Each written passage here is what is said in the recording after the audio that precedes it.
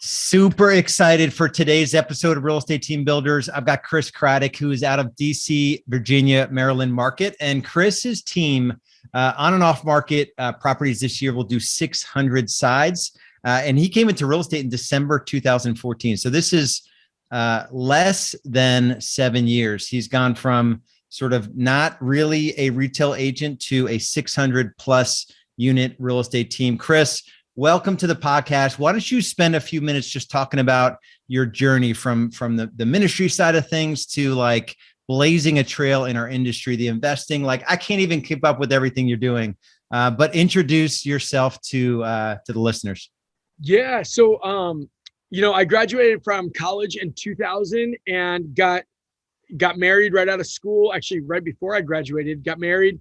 And went on staff with an organization called Young Life because it changed my life. I was a mess in high school, changed my life, loved it. 2003, my wife got pregnant, and on Young Life staff, I was making about $20,000 a year, and you just can't live in the DC area on $20,000 a year. And so I knew that real estate was where people in my family had made money. And so I just went to the local library because it was before Google was the fount of all information and knowledge and everything else. And checked out every book on real estate investing I could find, read them all. And then, I look back at how little I knew, but I knew these people had to sell. I found distressed properties and just went and knocked on doors. And I always joke, imperfect action trumps perfect inaction. And finally, some people started saying yes. And like that, I was just knocking on their doors saying yes. And literally in 4 months, I made 12 times what I made in a year, which was awesome. And through a number of circumstances, I just basically cashed out, continued doing ministry. And, as I had more and more kids, the money just started running out. And during that time, I was still in ministry, led large teams in ministry, and actually had gone back to school. I got a doctorate in leadership. And so, just always led large teams. And then, with 6 kids, the money was just almost gone. And so I was doing all these side hustles, like helping my buddy who has a carpet business, like tear out carpets on basements that were flooded. And actually, you'll never believe this. If you look at my hands, they don't look awesome. I made money $300 as a hand model once, like for a direct mail thing. It was crazy, like all these random things. But I was working so hard just to make ends meet. And I'm like, why don't I do real estate again? So I got back in 2011, started flipping houses again. At that point, the market had shifted. And so the way that I was finding houses before were all short sales. And so I was able to buy these short sales at a massive discount. The bank was paying realtors commissions. So I just got my license just so that I could get commissions to flip those short sales. And then the bank changed their algorithms. So there was no longer a big margin in flipping short sales. And so we just started putting some on the market. And during that time, somebody had given me Gary Keller's book, The Millionaire Real Estate Agent. And I read it as somebody who had a doctorate in leadership and always led large teams. I was like, dude, this makes sense. It makes sense. And so December 2014, we launched in earnest our real estate team, and then just kind of started running off to the races. And then we had some, there's a lot more to it than that, but this is kind of the high level version of how we got to where we are today. Awesome. So, and when you got back into, just for clarity, when you made the shift from investing into the retail side, did you go in and build a team right away? Kind of give a little bit of the team building journey, because it's like hired an administrator, a buyer agent. Like what did it look like those first years of building the team? So I was doing a bunch of flip stuff in 2011 till 2014. So I had a admin on that was working with our flip team, and then which was so important to have. And then when we decided to do it, I immediately brought on somebody who was our lead buyer's agent. He's now the operations director for our company. He came in as our lead buyer's agent right away. And then I also brought on somebody else who was going after, I knew that I could find all these distressed properties in our area. So I got somebody else to come on as our listing agent going after those distressed properties. And then I was mainly working my sphere of influence because I came from ministry. So I had a pretty large sphere of influence. That's awesome. All right. So let's, we chatted a little bit before we hit the record on this, and we talked about, you talk about genius zones. And when you look back on really like how Chris showed up in ministry, how Chris showed up on the, investing side, and how you show up in business today, and you have a lot going on, and I want to uncover a little bit of it, but let's go through your zones of genius and just kind of unpack them a little bit. And then I'll kind of ask some questions to go a little bit deeper on them. Yeah. No, I've got 10 businesses that I run now, almost all synergistic with real estate. We can talk about that later. But with that said, I've got this sign in my office that says, "Are you in your genius zone?" A buddy of mine would use that phrase all the time. Actually, a guy that's in a mastermind that both Lars and I are in, a guy named Gary Boomershine, would always say, "Are you in your genius zone?" And it just stuck with me. So I got a big sign made and put it in my office. Because I only want to be doing stuff that's in my genius zone, right? And so the 4 things that I've narrowed it down to, and I'm sure I'm going to narrow it down even more. One is creative problem solving. It's funny, my brother and my dad used to do puzzles all the time when we were growing up, and I hated puzzles. And then I realized problem solving is literally just like adult puzzling, right? You're just finding solutions to stuff to make it work. So I actually like puzzles, but not board puzzles, which is funny. So problem solving, pitching vision, right? Like when people can have a vision that they lean into, that they run into, that they're running after, like what is the reason you do what you do? Like right now I'm sitting at our lake house, right? This is my view as I'm sitting here on the podcast here, right? I'm sitting here and, able to work remotely and just hang out, going to take my kids tubing in just a little bit. So I'm able to work hard, play hard. And so what is the vision that people have? And can you pitch that vision that will make people grab the flag and run hard after that vision? Because the only people that get stuff done are the ones that are willing to delay gratification and say, I'm willing to work hard now so that I can get the goals accomplished that I want to get. So can you speak to people's lives that will get them to be motivated? Number 3 is strategic relationships. And I'll talk a little bit about this. One of the main ways that we really doubled our business was through finding investors who have a ton of listing leads that they don't use because they just leave it in their CRM because these are people that want to sell closer to retail value, and they just sit there, and these investors need to buy at a discount, right? And so building these relationships with people to really, really help find a win-win with everybody. And then the last one is like Brandon Bouchard and High Performance Habits. One of those high performance habits is create energy. And as you can tell, I'm already a high energy guy, but I also do things to create energy, not just for myself, but also create energy and channel that energy into the team so that when they see, I mean, just picture like all the war movies, right? William Wallace and Braveheart, right? You as the leader need to be the guy waving the flag saying, this is what we're doing. This is where we're going. And so I think that part of that pitching vision and having high energy and focusing that energy towards the goal helps everybody else get on board. And if you're the leader, you're the one that points the direction. You're the one showing, hey, this is where we're going. And this is why we're going here. Awesome. So let's unpack these in reverse order. So let's talk about creating energy. Give us some examples of like literally, how does that show up, going from you into your team? Give us a few examples that people can implement in their businesses. Yeah. So here's one of the things that I do I've got a morning routine, right? Which I'll tell you, if you would have asked me 20 years ago, whether I'll ever be a morning person, I'm a darn good salesperson, which means I can sell myself on my own BS, right? And so here's some of the BS that I would sell myself on is that I'm more creative at night, that I'm, better in my underwear at 11 p.m. working on the computer than I am groggy in the mornings. Like all of my kids are in bed, so I work better at night, all the other things.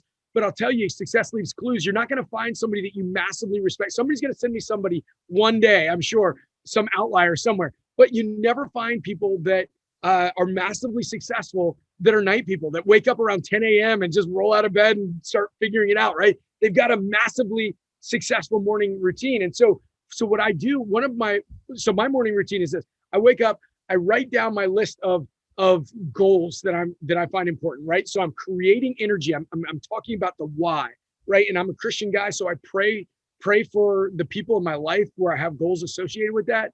So I write my goals. I pray for those people. Like it energizes my why, right? You do the things, what is it? It's motion creates emotion, right? And so I'm writing this down. So I'm thinking about it and I'm creating the emotion behind it. So yeah, I pray for the people that I care about. Then the next thing I do is, I read my Bible every morning because I'm a Christian guy, right? I want to feed my goals. I want to feed myself spiritually, which is why I read my Bible every morning. Then I have a gym in my basement. So I go down in my basement every morning. I feed myself physically by working out.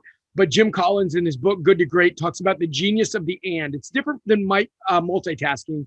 It's literally, how can you do two things together? Like when I play racquetball with my buddies a couple times a week, right? It's exercise and relationship building, right? So what I do is I go downstairs in my gym, I work out, and I put on a podcast or an Audible book or something where I'm feeding my mind. Think about athletes, right? They get themselves ready for the day with whatever they're listening to. They get themselves ready for the game. You always see them with headphones, like getting into that peak state. And then I go upstairs, I shower, I turn on the a Bluetooth speaker where I'm still listening to stuff. Like I'm getting myself in that peak state. I usually sit at the table with my kids, do some sort of teaching with them, the kids that are home from school that aren't in school yet. So I'm feeding my family piece. And then my wife and I usually will talk for 5 to 10 minutes and kind of have our own like family huddle before the day goes, because we got 6 kids and there's so much going on between the businesses and the kids and everything else. So that's what we do in the morning. And I'll tell you, one of the things that I've learned is, like, if you want to win the year, you got to win the quarter. If you want to win the quarter, you got to win the month. If you want to win the month, you got to win the week. If you got to win the week, you got to win the day. And if you want to win the day, you win the morning, right? And so if you set your morning up where you hit the right goals right there, then you'll win. But it all starts, you go to these irreducible minimums. How do you break it down to the things that are most important? And if you do those things, everything else will end up falling into place. So that is awesome. Personally, how do you encourage or impart on your team to do the same? Are you kind of reminding them of this routine? Are they doing it themselves, or are there different things you do as a leader in the businesses?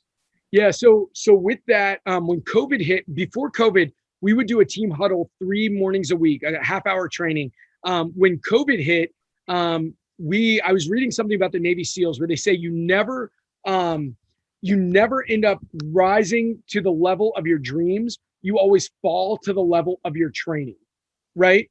And so what we did was we raised our training to 5 days a week. The other thing was, my wife said to me this that I thought was really, really important. She said, Chris, I know you do a lot of teaching for your team, but she said, I know a lot. We hang out with a lot of high performers, right? And she's like, I don't know anybody that focuses on personal development and education like you do. I mean, I literally spend over $100,000 a year on education and personal development. I literally am reading all the time. She's like, does your team understand the price you're paying? Are you giving them a fish? Are you teaching them how to fish? And I literally, at that point, I was just giving them fish. So I was training a lot, but I wasn't teaching them what I do, right? Because everybody wants to be the beast, but nobody wants to do what the beast does, kind of idea. So the whole idea was like, I'm handicapping my team. I'm not teaching them, this is how you train yourself. This is how you learn. And so I started always talking about the books that I'm reading, always talking about the podcast I'm listening to, always talking about how much time I spent on development. And literally it was crazy because within months, all of my team started talking about books that they're reading, people they're listening to, all these other things. And they started, basically sharing groupthink together in ways that wasn't happening when I was just giving them fish, if that makes sense. Yeah, that's awesome. Really, really good. All right. So let's go to, which I think, if there's one thing on these 4 genius zones, your ability to genuinely invest in strategic relationships. But let's unpack that one a little bit. Is it naturally part of you? Do you, systematically do it? How do you organize it? Sort of talk about that a little bit. So one of my favorite things was when I was doing mainly investment stuff, me and one of my buddies who we were partnering at the time, we went down to this self-directed IRA conference to raise a little bit of money for some deals that we were doing. And at the end of one of the days, he's like, Chris, I've never seen somebody like build rapport and become friends with somebody as fast as you do. He's like, teach me what you do. And I like, for me, I was just like, yeah, I don't know. I'm just being myself. I'm just being friendly. And he's like, no, I don't buy that. He's like, that's not true. Anything that you do that you do well, you can break it down to why it works as well as it does. And we kind of argued about it for a little bit. Then I realized, I'm like, man, I've spent a lot of time actually learning how to do this. I've taken Dale Carnegie classes on how to win friends and influence people. I spent like whatever, $1,800 to take his class. You know, I've read his book like 5,000 times. Like I've read all these body language books. I've done all these things that just naturally happen. They're muscle memory. And so what I will say is this: you can break it down. And how do you build relationships? How do you build rapport? First, let me just say this: read Dale Carnegie's book 10 times, How to Win Friends and Influence People. I promise you, there's not going to be a better book out there. And his whole thing is remember people's names, right? He says the sweetest sound in any language is somebody's name.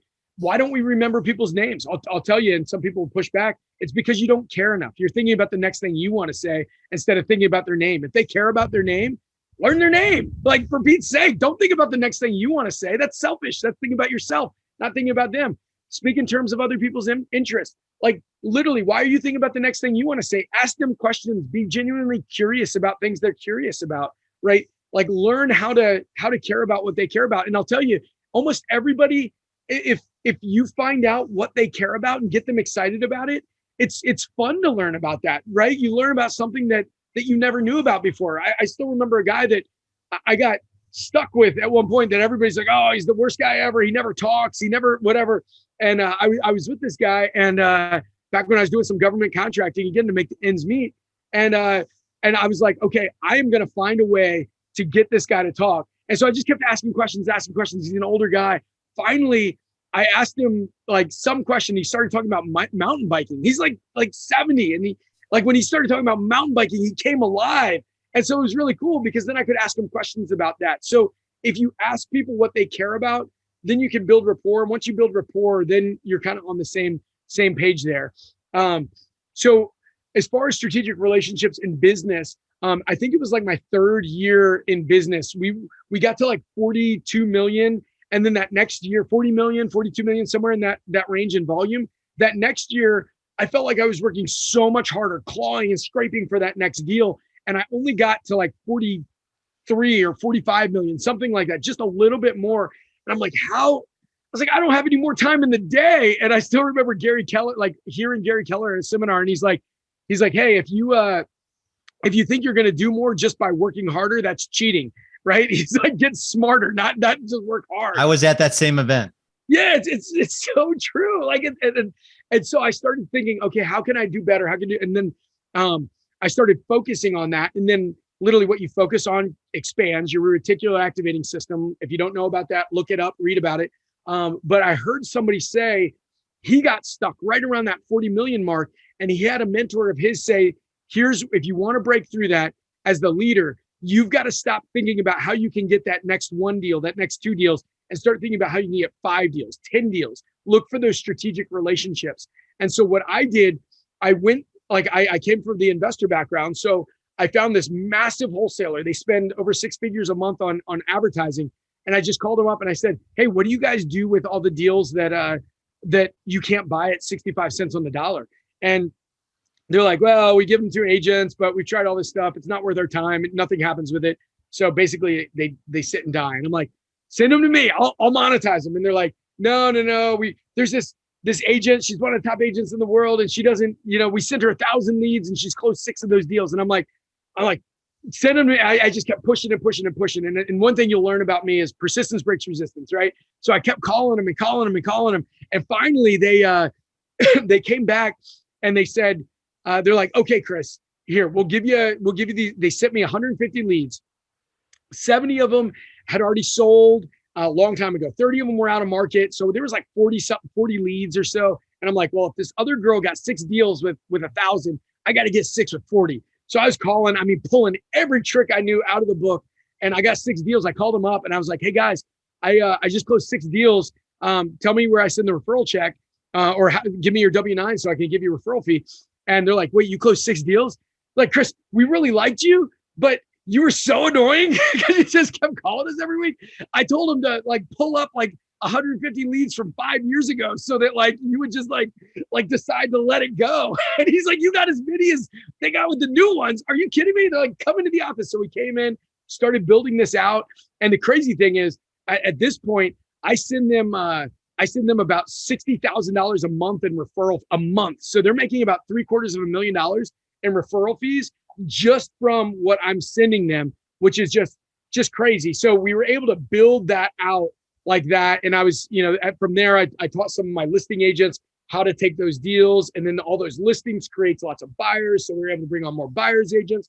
And we really, that's where we really jumped. The next year, I think we went to 60 million, then 80 million, then 125 million, something like, anyway, last year we were at 167 million. And this year we're working to get to 200 million, both on and off market. That is unbelievable. All right. So let's back into vision. So you have 10 businesses, a lot of people that you're trying to corral in these different businesses. So talk about the practical application. It's easy to say vision and it's important as a leader, but how do you practically roll it out into your world? Yeah. So vision is, you've got to be able to see where you're going, right? Nobody wants to, I was just talking to a friend of mine. He was a pastor at a church and he ended up leaving that church. And I asked him, what was the main reason he left the church? And he was like, Chris, he's like, every time we had a leadership meeting, I just said to him before going into it, I was like, give us a vision. And every time we went into it, it was just not clear. It was murky, right? And if you're a leader without vision, again, as a Christian guy, there's a verse in the Bible that says, without vision, the people perish, right? And it doesn't mean they necessarily die physically, but their insides die. And the whole idea as a leader, your job is to make people come alive, right? They're like to be the best version of themselves. I think about one of my favorite movies, old school. Lars, you remember the movie Chariots of Fire? Did you ever see that movie? Oh man, there's this awesome scene in that movie where Eric Little, who was an Olympic athlete, right? He was going to run in the Olympics, and his sister was so upset because they'd always talked about being missionaries to China. And she's like, why are you doing this? Why aren't you just coming to China with me? And his response was amazing. And I think about this as a leader, right? He's like, you know what? God made me for China and I'm going to go to China, but God also made me fast. And when I run, I feel his pleasure. And that's the whole job as a leader, is to help people live into that place where they live as the people that they were created to live as, right? And if you as a leader help them get into the right zones, the right spots, then you really enjoy it. Zig Ziglar says, if you love what you do, you never work a day in your life, right? So that idea of like, how do you help people get into a place where they love what they do so that you win together, right? Because you can have everything, again, Zig Ziglar, you can have everything you want in life if you help enough other people get what they want in life. And so that's the best way to have that vision and then help people realize how we can do this together and win together. Awesome.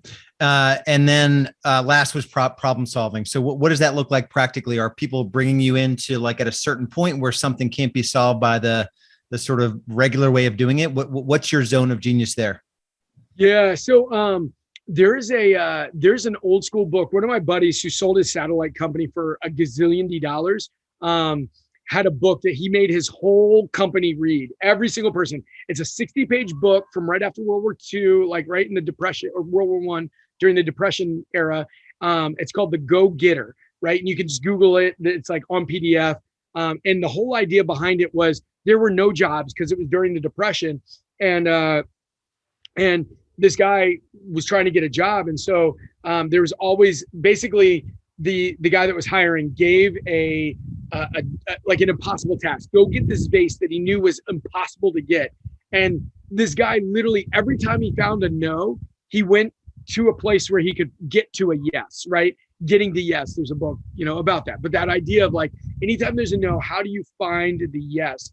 And that's that whole idea behind it is you don't take no for an answer, but you don't have the one tool that's a sledgehammer, right? You say, okay, they don't want to do this, but how can we get to a similar position where we can both agree that this is a great outcome and really get there? I think Tony Robbins says this. He says it's not about not having enough resources. It's about having enough resourcefulness, right? And so that's that idea of if you get a no, how can you just kind of sit back and think, okay, how can we get to a yes and maybe not go the same route that this person has already said no? There's another book, it's called Pitch Anything, where he talks about like this power frame, and like somebody will set up like this power frame where it's kind of like an absolute no. But once you start breaking into that power frame, you basically have to change the script. He tells the story about how, he'll be there and they'll just start drawing, like stop the conversation and start drawing something on paper, start doing something to stop that pushing. Because imagine if you're pushing somebody, they're always going to push back. So how do you stop pushing so that they push back, and just kind of flip that script a little bit and make it so that you can kind of come up with a solution where everybody wins? Awesome. I want to give you a chance to kind of talk about the different things you have going on, but let me ask you this question. So for someone who's like earlier in the journey where they're still, maybe they hit that 20, 30 million and they're starting a real estate team, or, what are some words of wisdom maybe that you would give your earlier self, knowing what you know now, the 2 or 3 things that tripped you up the most? What advice would you give your younger self? Well, let me ask you a question, because I think this is an interesting question. Somebody asked me this the other day. Lars, if somebody said you could go back 8 years, 10 years and take a pill to know everything that you know today, how much money would you pay for that 8 years ago? If you could tell your old self, write a check for this much money. Would I have the same money that I did 8 years ago, or could I use today's money? You did 8 years ago. So I would pay all the money I earned in the last 8 years to get that, for sure, in a minute. Right. Okay. Yeah. I thought that question was really interesting. Somebody's like, would you pay $1 million? And I'm like, oh yeah. In a heartbeat. I've spent over $1 million just on freaking coaches and masterminds. And yeah. So what would I say to somebody that's new? So if you're doing less than 25 deals, so I think winning, it's just activity and skill, right? And then once you're doing enough deals, it goes into leverage, right? So if you're doing less than 25 deals, what I would just say is you need to talk to more people. That's just it. You're not talking to enough people. Below 25 deals, you're just not talking to enough people. At the same time, you need to be investing a minimum of an hour a day in personal development, education, right? Lars's podcast. I've got a podcast, Uncommon Real Estate. The average person listens to 7 podcasts.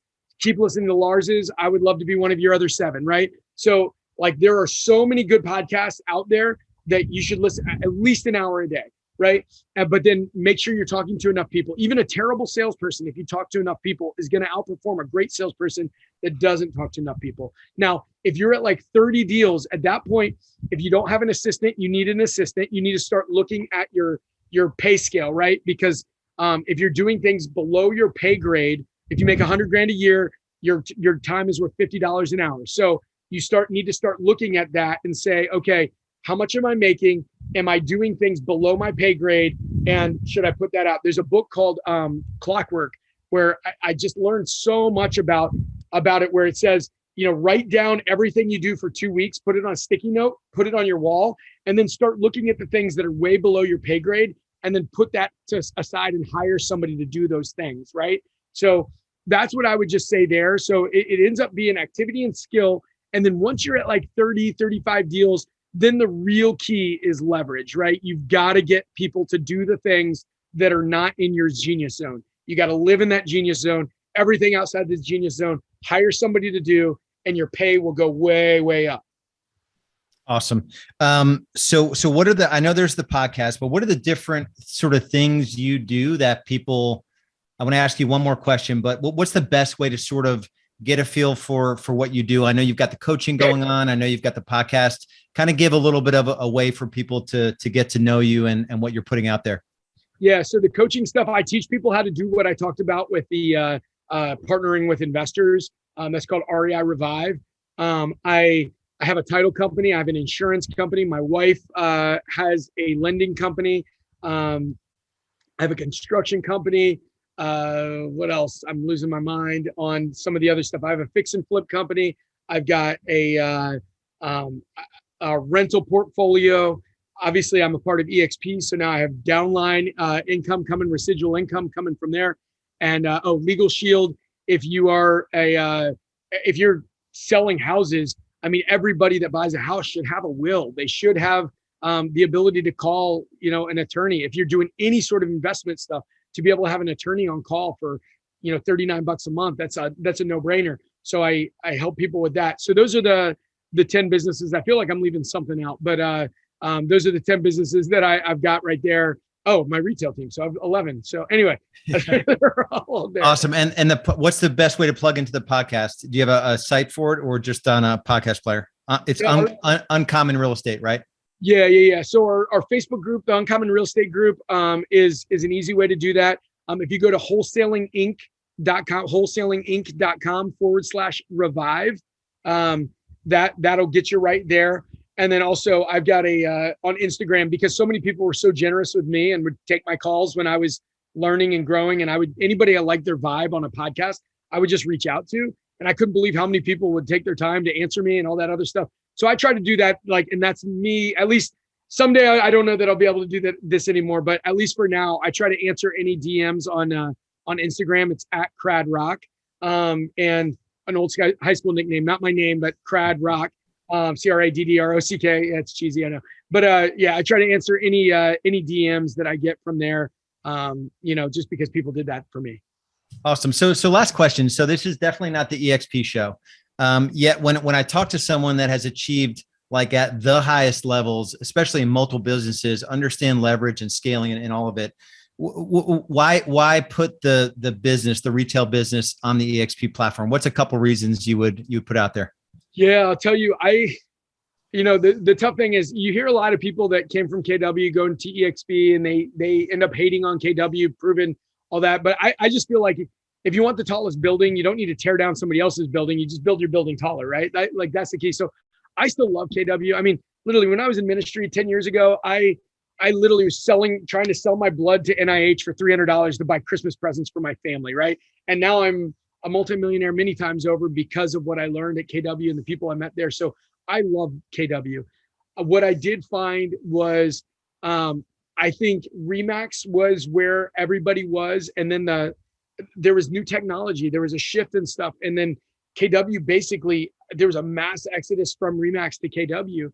And I think what's happened with technology, what we found with COVID and realizing you can work remotely, when you realize that you don't need like regional directors and office owners and all these different people that need to get paid all the way up, but that there's really smart people that you can kind of go into their downline, and then they're incentivized to literally transfer all of their information to you. It just makes a lot of sense to be able to have people basically incentivized to help other people win, right? Like I like helping people regardless, but if I can make a lot of money by helping other people, I'm like, dang, that's the biggest win-win in the history of time, right? Like that's awesome. So yeah, that was pretty much where it was. And also, I've got a couple expansion locations, and with EXP, expansion is it's a piece of cake. Literally, there's no extra caps. There's no other personalities you have to deal with. You literally can open up anywhere you want to open up, and you fit under your team cap model instead of having to start paying new caps. And it's just a lot cheaper, and there's less personalities involved. Awesome. Is there a very direct way to get in touch with you? Like if somebody definitely wants to know how to coach the getting 5 to 10 deals per investor, or they want to talk to you about EXP, what's the most direct way to get in touch with you?